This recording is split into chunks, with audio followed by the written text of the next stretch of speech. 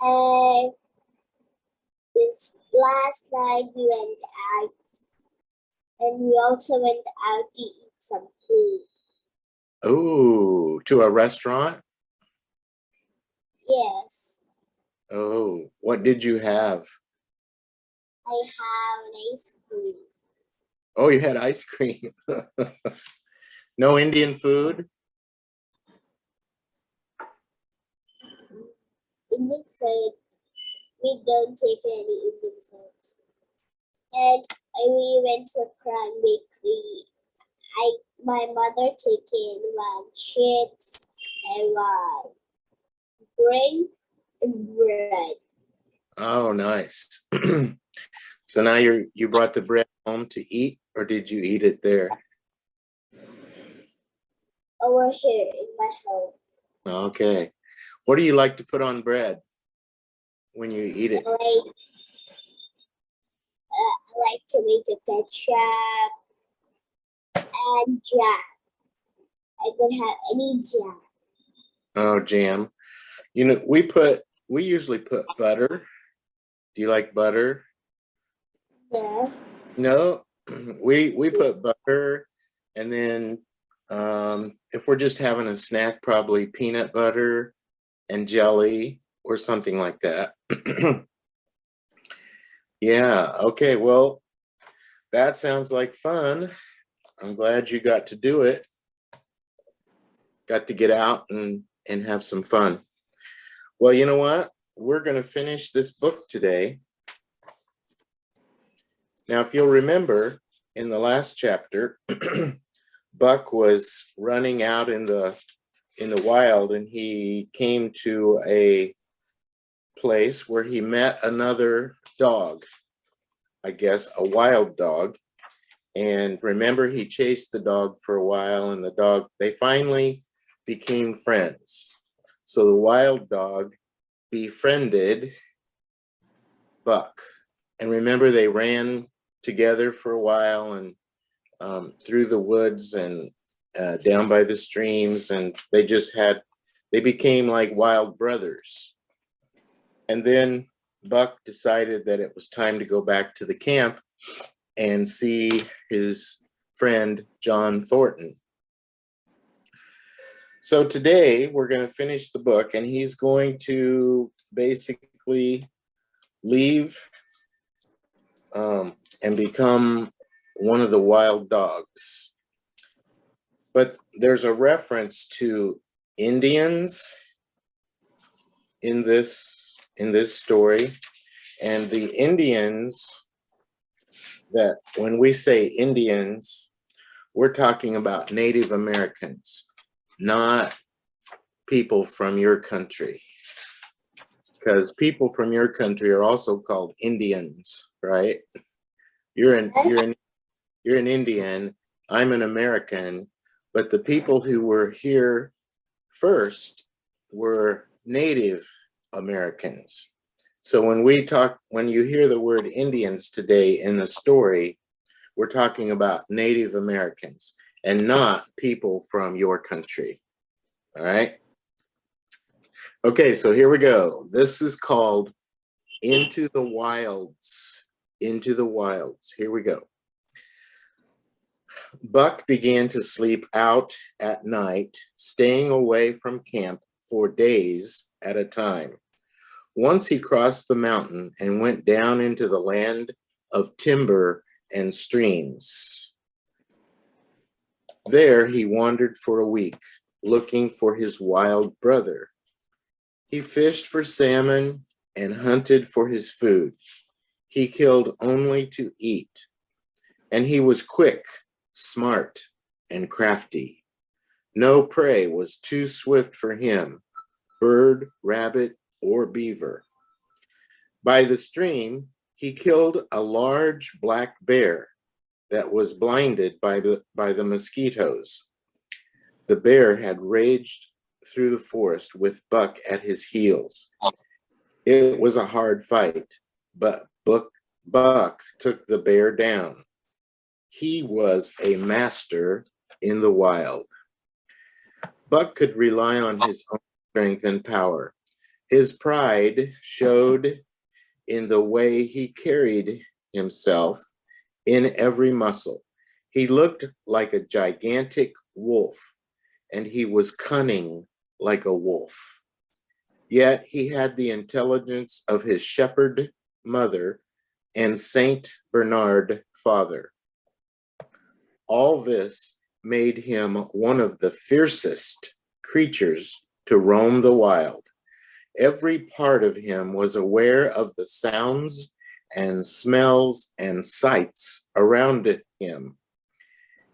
He could think faster than any dog and hunt as well as any wild wolf. Even the men noticed that Buck was special. Never was there such a dog, said John Thornton one day as they watched Buck march out of camp. When he was made, the mold was broke, said Pete. I think so myself, Hans affirmed. They saw Buck marching out of camp, but they did not see the instant and terrible change that took place as soon as he was within the forest. There he became a thing of the wild, stealing along softly, cat-footed, like a passing shadow. As the fall of the year came on, the moose herds began to appear. Buck came upon a band of 20 moose one day at the creek. There he is leaving camp. Yes.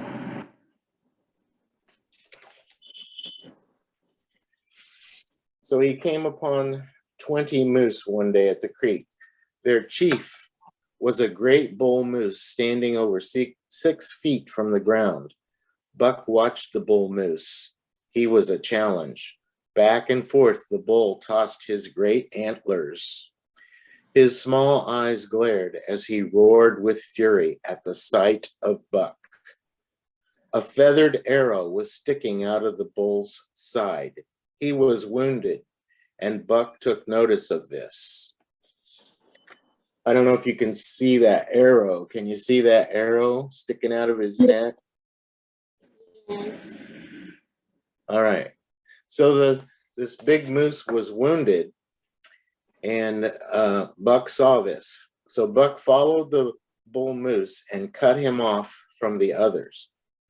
Buck barked and danced about in front of the bull, just out of reach of the great antlers and terrible hoofs. The bull was driven into a rage. He charged at Buck, but the crafty dog backed away, toying with the great animal. Buck was patient. For half a day, he kept at the wounded bull. He attacked from all sides, keeping the moose from rejoining the others. The herd tried to help their leader from time to time, but they soon tired of the fierce dog. As night came, the weary old bull stood with his head lowered. He watched the other moose as they went off in search of food. He could not follow. The fanged dog would not let him go. He was a great animal and had lived a long, strong life. At the end, he faced death at the teeth of another grand animal, a new king called Buck.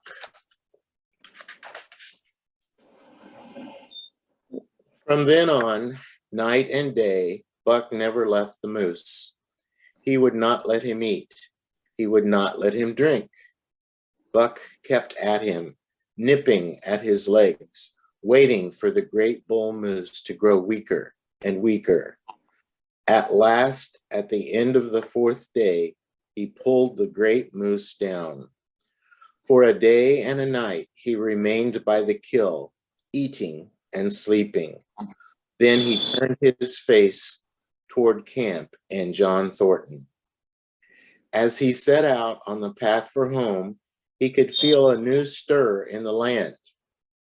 He knew, not by sight or sound or smell, but by some other sense, that new life was coming into the land. The birds talked of it. The squirrels chattered about it. The very breeze whispered of it. Several times he stopped and drew in the fresh air in great sniffs. He read a message which made him leap on with greater speed. He now felt a sense of dread, and as he dropped down into the valley toward camp, he proceeded with greater caution. 3 miles away, he came upon a fresh trail that sent his neck hair bristling. It led straight toward camp and John Thornton. Buck hurried on swiftly, with every nerve tense, alert to the details which told a story, all but the end. So he's headed back to camp, and he senses that something is wrong. What do you think could be wrong? I think some people would come to kill the dogs. Well, remember I talked about Native Americans? Yes.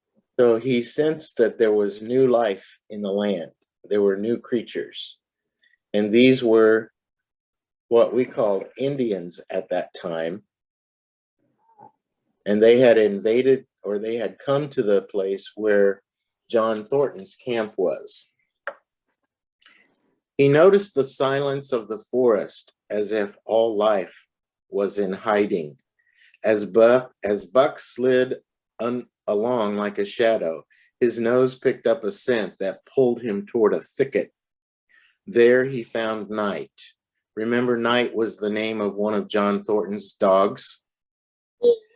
There he found Night. He was lying on his side, dead, with a feathered arrow through his body. From the camp came the faint sound of many voices, rising and falling in a sing-song chant. Bellying forward to the edge of the clearing, he found Hans, lying on his face, feathered with arrows.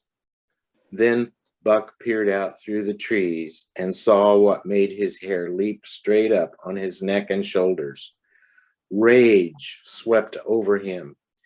He did not know that he growled so loudly. His reason left him, and his great love for John Thornton made him react without thinking. The Yeehats were dancing about the camp's fire when they heard a fearful roaring and saw rushing upon them an animal, a strange and fierce animal they had never seen before. It was Buck, a live hurricane of fury, hurling himself upon them in a frenzy to destroy. He sprang at the closest man, the chief of the Yeehats, grabbing his throat. He did not pause, but leaped. Oh. All right, so there Buck ran in and attacked the Indians. Yeah. He surprised them, and he started killing them, actually. And he leaped upon a second man. He plunged so quickly that every arrow missed him. In fact, the surprised Indians were so close together and so frantic that they shot each other with their arrows. Then a panic seized the Yeehats, and they fled in terror to the woods, yelling as they fled that the evil spirit had come. And truly, Buck was the evil spirit, raging at their heels and dragging them down like deer as they raced through the trees. It was a fateful day for the Yeehats. They scattered, and it was not till a week later that the last of the survivors gathered together in a lower valley and counted their losses. Buck, weary of the chase, returned to the empty camp. He found Pete, dead in his blankets. Thornton's own struggle was fresh written on the earth, and Buck scented every detail of it down to the edge of a deep pool. By the water's edge lay Skeet, faithful to the end. The pool was muddy, and Buck could not see what it contained, but he knew that it contained John Thornton, for Buck followed his smell into the water, and there was no smell that led away. So there was a pool down by the camp, and can you see Skeet there in the background? Yes. Okay, so everything in the camp, including John Thornton, had been killed by the Yehots, the Indians, what they called Indians. See how sad Buck looks? He's sad to understand that his master, John Thornton, had died at the hands of the Indians. All day, Buck brooded by the pool or roamed about the camp. Buck knew death, and he knew John Thornton was dead. It left him empty. He ached, and nothing could fill this emptiness. At times, when he paused at the bodies of the Yehots, he forgot his pain. He was aware of a great pride in himself. He had killed man, and he had killed in the face of the law of club and fang. Never again would he fear this animal called man. All right, the last chapter is called Buck Answers the Call. See that full moon up there? Yes. All right. Night came on, and a full moon rose high over the trees into the sky. Buck, lying next to the pool, lifted his head from his mourning and brooding. He stood up, listening and scenting. From far away drifted a faint, sharp yelp, followed by more sharp yelps. He walked to the center of the open space and listened. It was the call of the wild, and now he was ready to follow. John Thornton was dead. The last tie with man had been broken. A wolf pack had crossed over from the land of streams and timber and invaded Buck's Valley. Into the clearing they poured, lit by the moonlight. In the center of the clearing, Buck stood as still as a statue, waiting for them. They stopped in wonder at this large creature before them. The boldest one leaped straight for him like a flash. Buck struck, breaking the neck. 3 others tried it, and one after the other they drew back, cut, and slashed. The whole pack then closed in. Buck was too quick and too smart for them. Whirling on his hind legs and snapping and gashing, he was everywhere at once, leaping from side to side. To prevent the pack from getting behind him, he was forced back down into the creek bed. Here, he was finally backed against a high gravel bank. He turned and faced the pack. For half an hour, no wolf would take the cornered beast, and the wolves drew back. They remained there. Some were lying down, others were on their feet, just watching him. Still others were lapping water from the pool. One wolf, long and lean and gray, came to Buck slowly, in a friendly manner. Buck recognized his wild brother, with whom he had run for a night and a day. He was whining softly, and as Buck whined, they touched noses.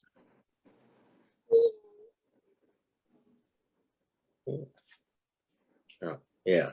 Can you see that? Yes. Oh, okay. So one of the dogs in this wolf pack was the dog that he had run with that one time, that he befriended that one time. Then an old battle-scarred wolf came forward. Buck snarled his lips, but sniffed noses with him. The old wolf sat down, pointed nose at the moon, and broke out the long wolf howl. The others sat down and howled too, and now the call came to Buck.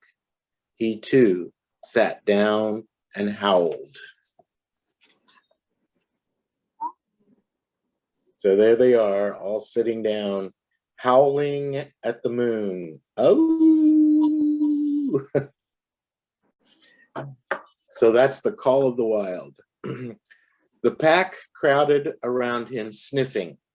The leaders lifted the call of the pack and sprang away into the woods. The wolves swung in behind, yelping in chorus, and Buck ran with them, side by side with the wild brother, yelping as he ran. And here may well end the story of Buck, but it was not many years before the Utahs noticed a change in the breed of timber wolves. Some had splashes of brown on their head and muzzle, and a stripe of white down the chest. But more remarkable than this, the Utahs tell of a ghost dog that runs at the head of the pack. They are afraid of this ghost dog, for it has great cunning, stealing from their camps, robbing their traps, and killing their dogs. Nay, the tale grows worse. The Indians tell of hunters who never return to the camp, and they tell of hunters found dead, with wolf prints about them in the snow. These prints were far greater than the prints of any wolf. Each fall, when the Yehots follow the moose herds, there is a certain valley they never enter. There are women who become sad when the tale is told around the fire of how the evil spirit came to live in that valley. In the summers, there is one visitor to that valley, however, that the Yehots never see. It is a great, beautiful wolf, unlike any other wolf. He comes alone from the timberland and walks down into an open space among the trees. Here, a golden stream flows into a still pond. He stays by the pond for a time, howling once, long and mournfully, before he departs. But he is not always alone. When the long winter nights come on, he may be seen running at the head of the pack through the pale moonlight. With a great cry from deep within him, he sings a song of the wild, which is the song of the pack.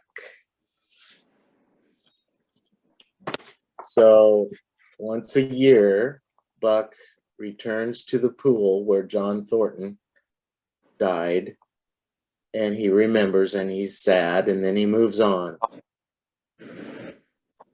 And that is the end of the book, The Call of the Wild. So now Buck is a wild wolf. He started out with Judge Miller's estate and was kidnapped and went through all kinds of trials and troubles and pulled dog sleds, and which nearly killed him because the tenderfeet didn't know what they were doing. And then he met up with John Thornton, who was kind to him, and he had a love for John Thornton. And then, but he also kept feeling this urge to become wild. His ancient instincts were telling him that he was no longer a domesticated dog. He was going to be a wild dog. Did you like? Can you show your windows? Do you want me to show you my windows? Nothing's changed from last time. They're still working on them. And that white in the middle of the windows, I'm gonna have to paint. Well, actually, I'm gonna paint the whole room. And I think I'm gonna paint it even a darker brown than it's painted now. Half white, and why you need to paint the whole room? Well, because the color that is on the walls now, I'll never be able to match it exactly.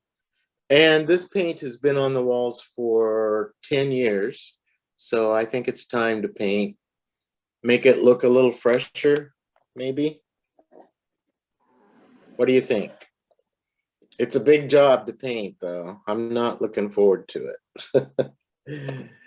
Americans living hall will be so big, and if you paint means all our dresses will be messy. Yeah, I'll keep you. I'll let you see my progress as I get things done. But hopefully by the end of July, I'll have everything repainted and everything will be back in order. My house is all torn up right now with work coming in and the tearing out the windows and putting in new windows, and my furniture is all pushed over by the wall. I don't have any place to sit except here at the table. Because there's a lot of things to read. Yeah, I've moved everything around and it's just a mess. But it'll be put back together soon. Well, tomorrow, let's see, tomorrow's Tuesday. So you went to school today, right? Yes. What did you do at school today that you really enjoyed? Today I went to school. I had my lunch. I played. I had 3 breaks. One break is about 10:30. One break and 12 lunch break. Again on 2:30 I got one more break. Okay. 3 breaks. Well, that's good. You need breaks when you study hard, don't you? Yes, I play a lot with my friends. Yes. Okay. So what classes did you have today? Today I have Hindi, English, Maths. What was the last one? Maths. I don't understand that word. Maths. I got maths. Math. I thought you said a word that started with a B. Math. Hindi, English, and math. Yes. Okay, and you speak Telugu too, right? Yes, but today my Telegram is not paid. So you speak 3 languages? Hindi, Telugu, and English. Yes. Wow, that's amazing. Well, good for you. That will be a good thing for you to speak 3 languages when you grow up, because that will be a good thing to have when you're looking for a job. To know 3 languages. That's amazing. I think that's really a good thing. I wish the students in America would study languages when they're young, because the only language they study is English, and they don't learn any other languages for the most part. There are some schools in bigger cities that offer other languages to younger kids, but for the most part, they don't. But yes, because Americans only know the language of English. Yeah, right. Okay, well, listen, that just about does it for today. We had a good session. I hope you liked the book, The Call of the Wild. Yes. Now, next time, it's your turn to read. Okay. Okay, so you find a good story that you want to read to me and you practice it. And maybe you should pick out a word or two that you want to work on from your story. That we can work on, that we can work on the meaning, and we can work on the spelling, and we can put it in sentences. Okay? Okay. So Okay. I'll let you pick out the words. 2 or 3 words. Okay. All right. So you have your assignment. See you See you. next time. See you Wednesday.